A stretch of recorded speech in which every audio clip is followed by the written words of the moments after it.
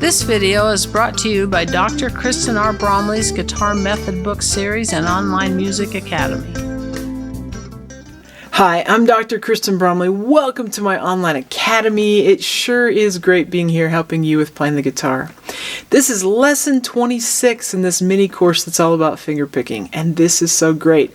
In this lesson, we're going to continue to work with the same sort of thing that we did in the last lesson, only with a slightly different fingerpicking pattern. So let's go ahead and take a look. So I've got up here on the board, thumb, middle, index, and each one of those groups of three works just like that. So we're in triplets again, 1 enda, 2 enda, 3 enda, 4 enda. We're working in 4/4 time, but we know that this would also work for 12/8 time because we are using the triplets, 1 enda, 2 enda, 3 enda, 4 enda. And of course we could adapt it for 6/8 by cutting it in half and only using 2 of these beats, which would also work for 2/4, or we could do it for 9/8 or 3/4 by just cutting off 1. So it's easy to create versions for 3/4, 2/4, and we've got 4/4 here on the board, or for 6/8 and 9/8, which would be the alternate option, the compound meter. And it's going to be the same in this case because we're using triplets in 4/4 or 3/4 or 2/4 anyway. So it sounds the same as 6/8, 9/8, and 12/8. Okay, so we're going to have thumb, middle, index. Let's go ahead and just work that with the E minor shape, get that down, thumb, middle, index. We're going to assign the index finger, like we did in the last lesson, to the second string instead of the third string, and the middle finger is going to pluck the top string instead of the second string. So we're using those top 2 strings. We're going to work our thumb on the other strings.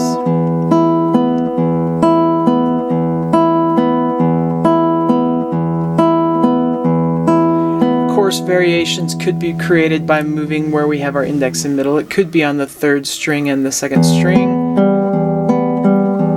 We could even come lower. Doing that is going to change what we can do with our thumb, but those are variations that could be created if you wanted to, and I talked about that a little bit in the last lesson. Okay, let's go ahead though and look at this with the chord progression. We're going to first work this with the second chord progression of E minor, A minor, E minor, B7, E minor, A minor, B7, E minor. So just without moving the thumb, let's go ahead and play this pattern 1 time per chord. So 1 measure per chord. 1 enda, 2 enda, ready enda, go enda, E minor, A minor, E minor, B7, E minor, A minor, B7,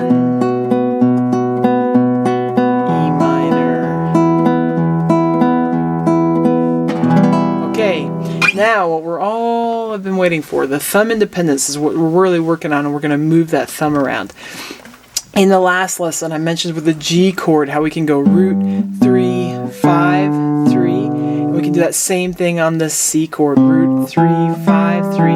So we're getting the arpeggio of the chord in our thumb as we work through the pattern, which is really cool. Those 2 chords, that happens for really easily, but the rest of the voicings that we play actually aren't voiced that way. So I wanted to look at some different chords, and we did that a little bit in the last lesson, but we're going to look with E minor here. We can do the same sort of movement of 6th string to 5th string to 4th string to 5th string. What we're getting though in the bass is root 5, higher root 5, and that's cool. That works just fine. So we can still get that kind of movement, but it changes the pitches that we're playing. So you can just work on that with that E minor.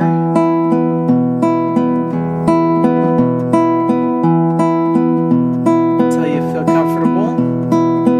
Hopefully with all the work we did in the last lesson, it's not too hard to just move back and forth with those.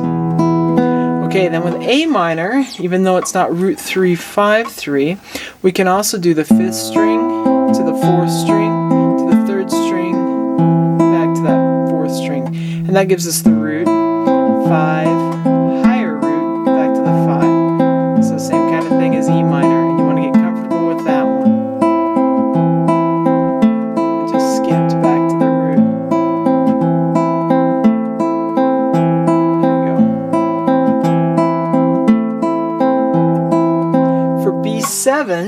we can do that same movement of 5th string to 4th string to 3rd string back. What we get with this one, which is kind of interesting, is we actually get the root, the 3rd, the flatted 7th. So that's what makes that a B7 chord. We get that flatted 7th there. So kind of a cool sound.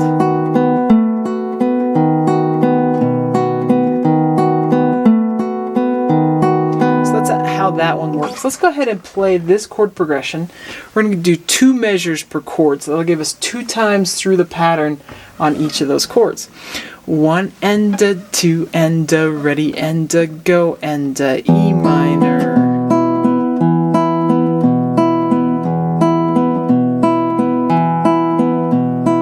A minor.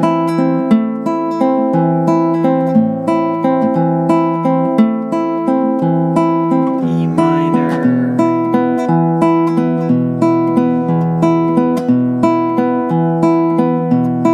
B7.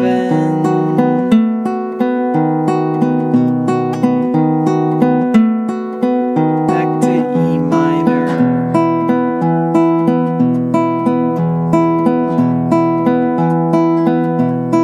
A minor.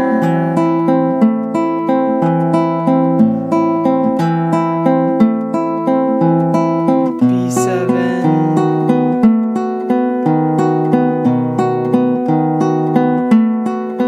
Back to E minor.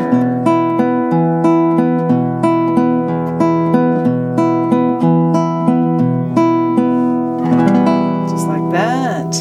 Okay, so now let's do the pattern 1 measure per chord. So you're gonna 1 and a 2 and a ready and a go and a.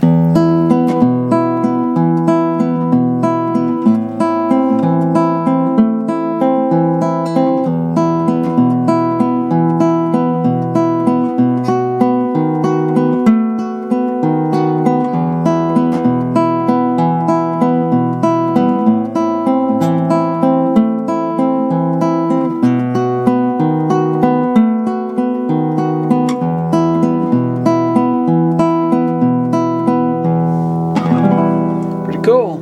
Okay, let's look at this other progression that I have up here because this gives us a chance to look at some different movement with the thumb.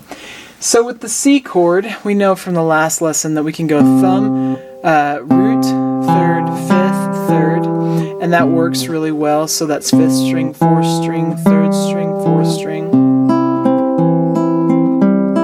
It's a great sound.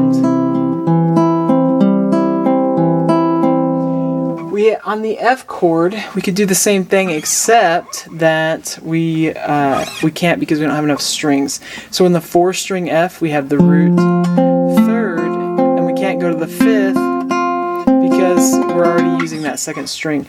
But we can come back, root, 3rd, root, and you could actually go down to the 3rd, but it sounds a little funny. What we really need to do with that one is move our ring finger down and do the 5th. So root, 3rd, root, 5th. So we've worked that before where anytime we have a finger and we're going to go to that lower bass note, we're doing the exact same movement. If it's an open string, we go down to the lower open string. If it's the 3rd fret, we go down to the 3rd fret. If it was the 2nd fret, we go down to the 2nd fret.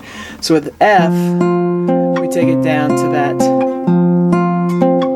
3rd fret of the lower string to get that alternate bass, where we have the root to the 5th. So with this one, we could go root on the 4th string, 3rd string, 4th string, and then do that alternate bass on the 5th string.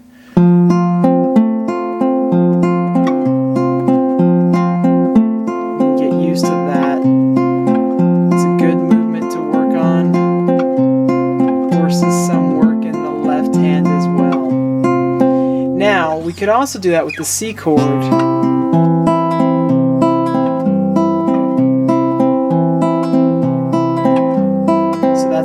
There. Or with the F, if you did the full 6-string bar chord version, you can move where you have the root to the 5th, to the root to the 5th. So 6, 5, 4, 5 on the strings. Works just like it does with E minor. So that's an option with F as well. And then G7 works the same as G. So we've got that root, third, fifth, third, root, third, fifth, third. So as we go through this one, just to sort of practice with that F being different on the 4th string, I'm going to use that one. But otherwise, I'll go ahead and just do the root 3, 5, 3 for C and G7 like we've done. That's just one way to practice it. So we'll do 2 measures per chord. Here we go. 1 and a 2 and a ready and a go and a.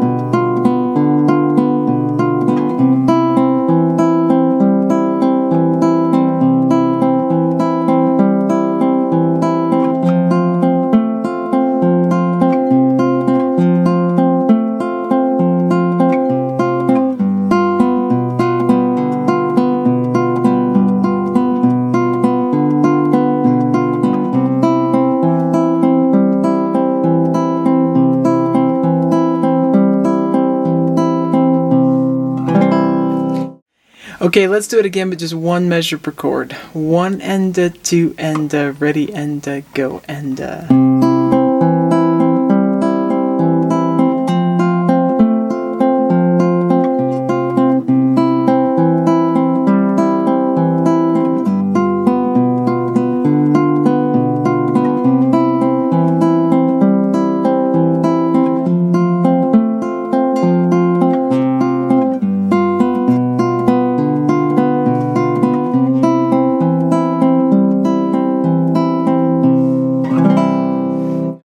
Okay, so as I mentioned in the previous lesson, we can do variations on this pattern as well with what fingers we're plucking things with. So we're doing thumb, middle, index on those top strings. We could actually do thumb, ring, middle on the same string. So ring would pluck that top string in middle, and that would work thumb, ring, middle, thumb, ring, middle. Or we could go thumb, ring, index. Changes up what strings we're plucking with, but it works the different finger combinations that we can do with that, and that's a great thing to do as well.